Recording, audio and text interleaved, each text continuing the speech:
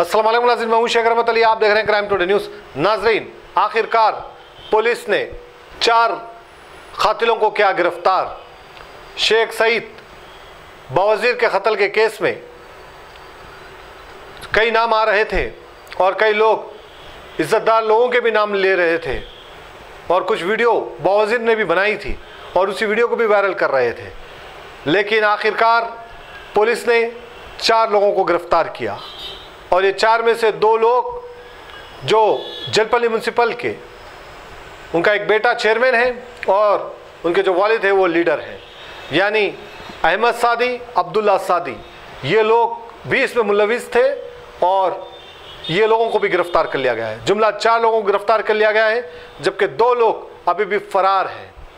और DCP east south zone ने media से बात करते हुए सारे तफसीलात बताई कि कैसे ये कत्ल किया गया और इसकी प्लानिंग में कौन थे और ये किस तरह से साजिश रची गई और ये लोग कहाँ से मिले, ये सारे तफसीलात हैं। जहाँ पर कई लोग का ये कहना था कि ये लोग इन्वॉल्व नहीं हैं, इनका दूर दूर तक ये केस से ताल्लुक़ नहीं है, लेकिन पुलिस ने पूरी ईमानदारी से काम करते हुए और इन लोगों को गिरफ्तार किया।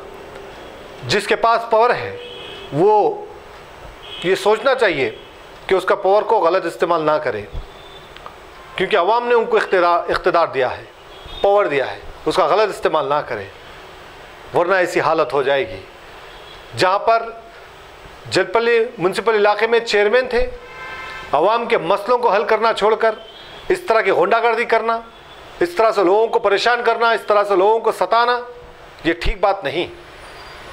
और ये समझते हैं कि सब कुछ पैसा ही है और पैसे से हम कुछ भी कर सकते हैं, हमारे पास ताकत है, लेकिन क़ानून से बड़ा कुछ नहीं।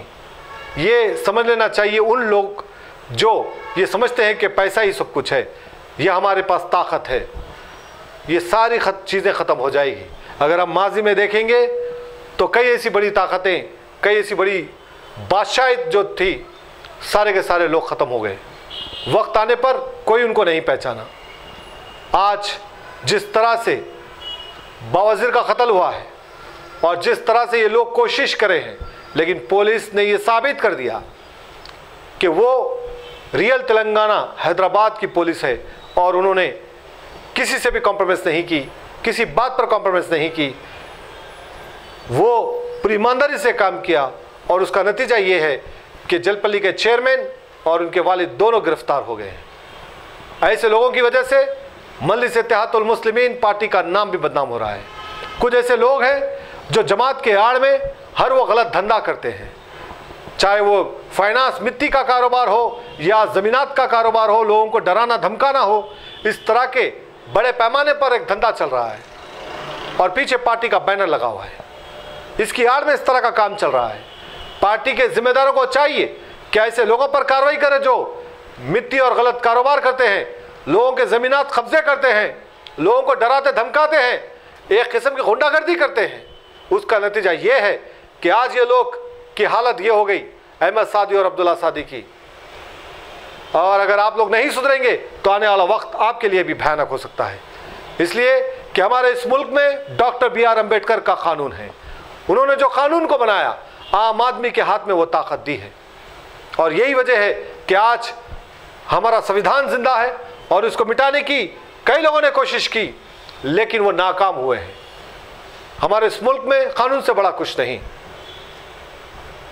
शेख सईद बावजीर चाहे कितना भी गलत था, अब उसके ऊपर इल्ज़ाम लग रहे हैं, कुछ भी था, लेकिन कत्ल नहीं करना चाहिए था। कत्ल करे जैसा वो शख्स नहीं था।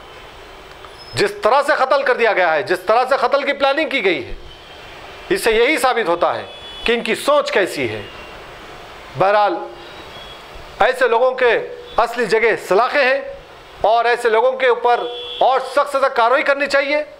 और जिस तरह से ये लोगों ने जुल्म किया है, जिन जिन लोगों के ऊपर जुल्म किया है, उसकी भी पुलिस को तहकीकात करने की ज़रूरत है और ऐसे लोगों पर ऐसी कार्रवाई करने की ज़रूरत है, ऐसी सज़ा दिलाने की ज़रूरत है।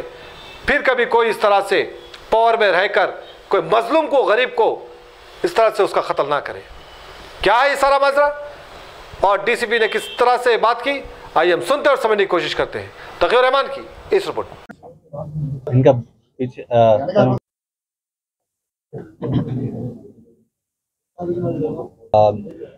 on 11/8/2013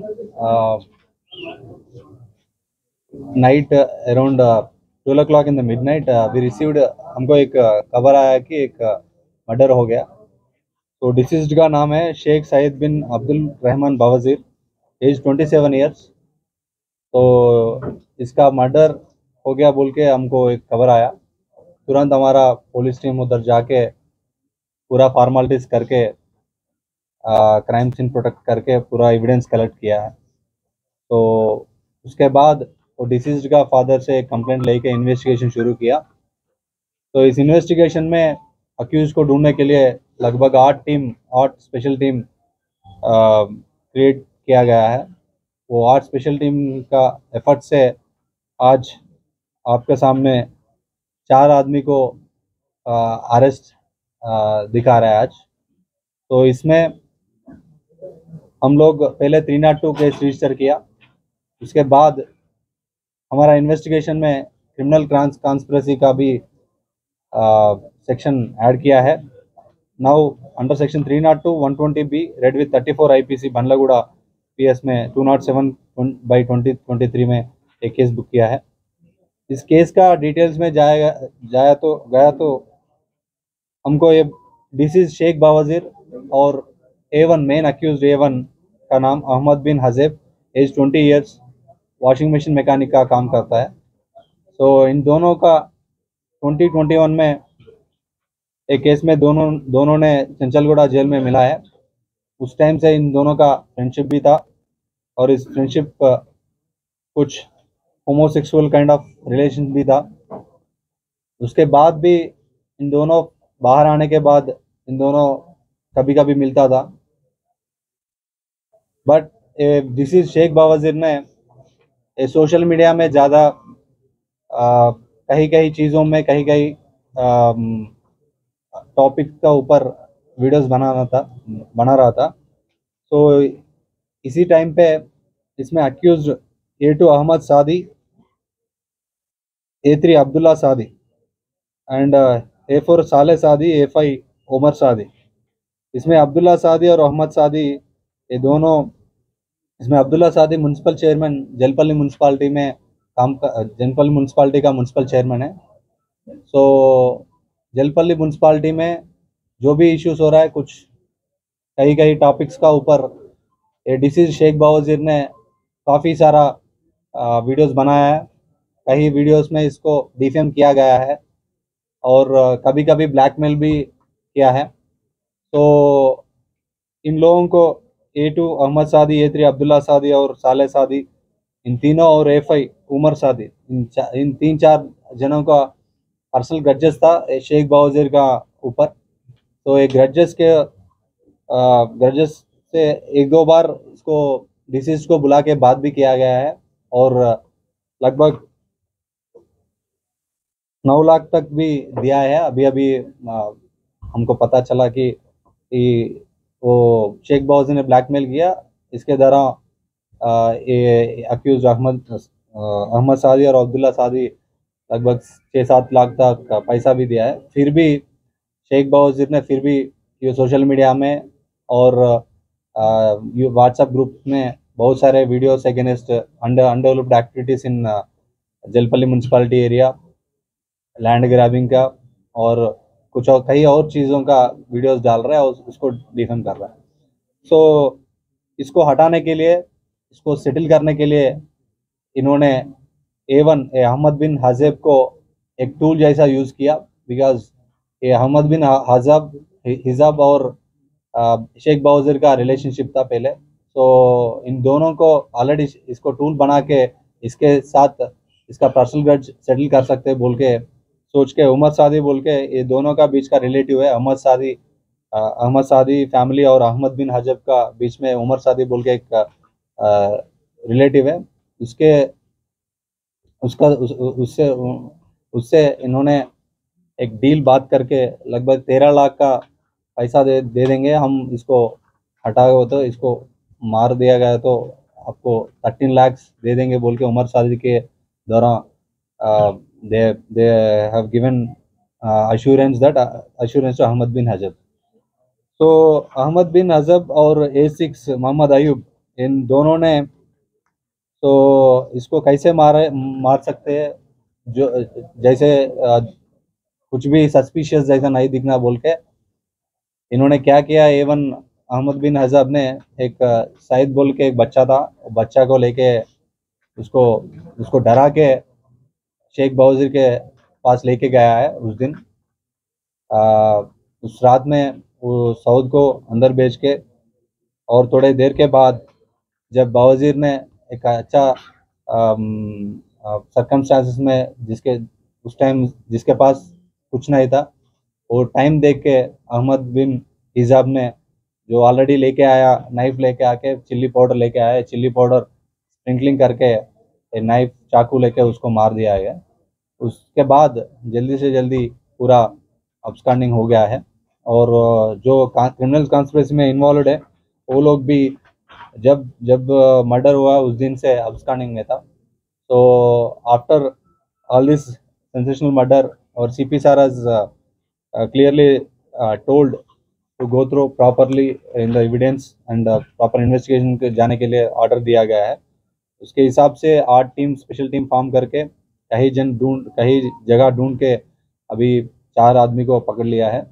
पूरा फॉर्मेलिटीज करके आज A1 अहमद बिन हजेब, A2 अहमद सादी, A3 Abdullah Saadi municipal chairman Jalpally municipality, A6 Mohammed Ayub Khan, इन 4 आदमी को आज ఆఫ్టర్ ఫార్మాలిటీస్ జుడిషియల్ చెప్తున్నా కదండి 506 అనేది it's a non cognizable offence అని ఇప్పుడు మిమ్మల్ని తిట్టారు అనుకోండి అది నాన్ కాగ్నిజబుల్ అది we can't take action on our own court has to decide whether to register a complaint or not so once the court gives the permission will register the case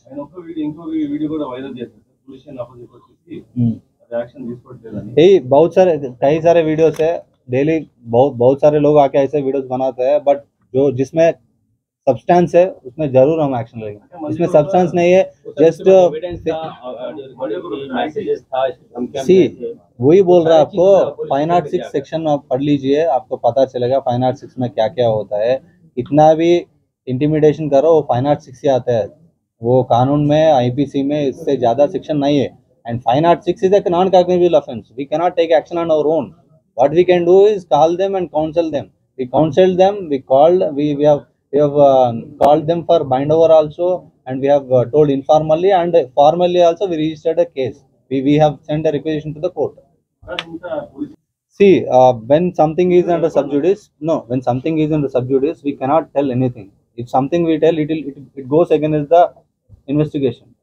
So that's what I am saying. Initial also when something is investigation, पहले वो एक बोलता है accused को पकड़ने के बाद दूसरी चीज बाहर आता है then आप लोग ये पूछेगा पहले ये बोला ये see we cannot something happen directly we cannot judge.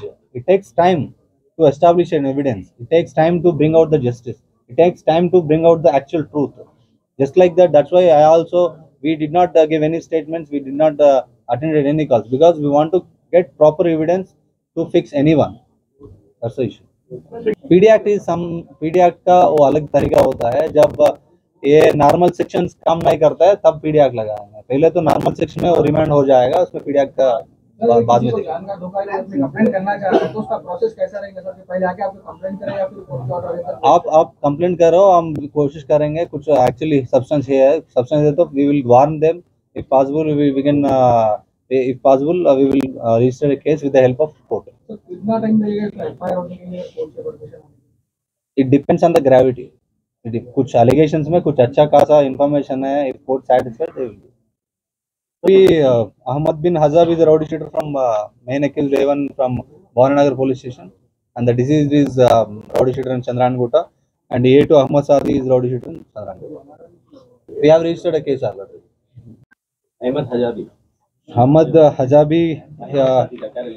Ahmad हजाबी को उमर सादी पहचानता है। उमर सादी से अहमद सादी का एक रिलेशन है। एक वीडियो वायरल हो रहा था कल से A1 का, उसके अंदर उसने पुलिस कस्टडी में रहते हुए वो वीडियो वायरल किया है, तो इसके ऊपर आप क्या करें? inquiry, police inquiry. Night, just to divert the attention of the case, somebody is creating this thing. We will take action. सही है, पुलिस कस्टडी में रहने के बाद वो वीडियो बना. We are initiating inquiry on that. We will take action against that. Sir, जब इस पे कई मरतबा बावजूद कंप्लेंट देने के बाद ही पुलिस ने उस पे एक्शन लिया. मैं इस दौरान पर मैं सब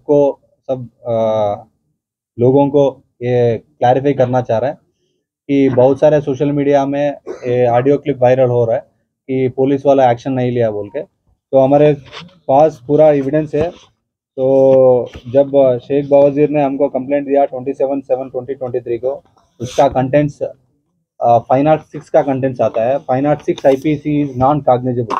नॉन कॉग्निजेबल ये होता है पुलिस डायरेक्टली केस बुक नहीं कर सकते. 506 कंटेंट्स में जब भी किसी को डराता है उसमें डायरेक्टली पुलिस केस नहीं बुक कर सकते. इसको नॉन कॉग्निजेबल बोलता है. इस सेक्शन का ऊपर कोर्ट का परमिशन लेना पड़ता है.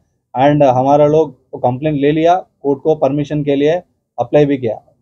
जब परमिशन आता है तो तुरंत केस बुक होता है. तो इसमें हमारा पुलिस का किसी का भी नेग्लिजेंस नहीं है. एंड इन दोनों का ये सोशल मीडिया में एलिगेशंस करना, पर्सनल डिफेमेशन करना, बहुत सारे चीज़ चलता रह रहा है. एंड दोनों राउडी शीटर है, उसको बुला के बात किया. कभी कभी राउडी शीट काउंसलिंग सेशन में भी हमने वार्निंग किया. तो हमारे तरफ से there is no lackness, there is nothing that we have not done from our police side. So I want to clarify this to all the public. Whenever some information is coming, whenever somebody is threatened. बावखार नाम HKGN furnitures. जी हाँ, HKGN furnitures NRIs कारनशीन families के लिए दीदाजेब, शानदार, शाहकार, मजबूत और पायदार, दिलकश और दिलनशीं शादी के फर्नीचर का सबसे बड़ा शोरूम अब Shastripuram king colony main road के पुरसुकून माहौल में. पसंद फरमाइए आपकी शहजादी के लिए खूबसूरत जहेज का मुकम्मल फर्नीचर सिर्फ 29,999 रुपए में. जी हाँ, 29,999 रुपीस. जी हाँ, फख्र हिंदुस्तान सदर मोहतरम बैरिस्टर असदुद्दीन अवैसी साहब के मकान के बिल्कुल करीब आपका अपना HKGN फर्नीचर्स. 9618650827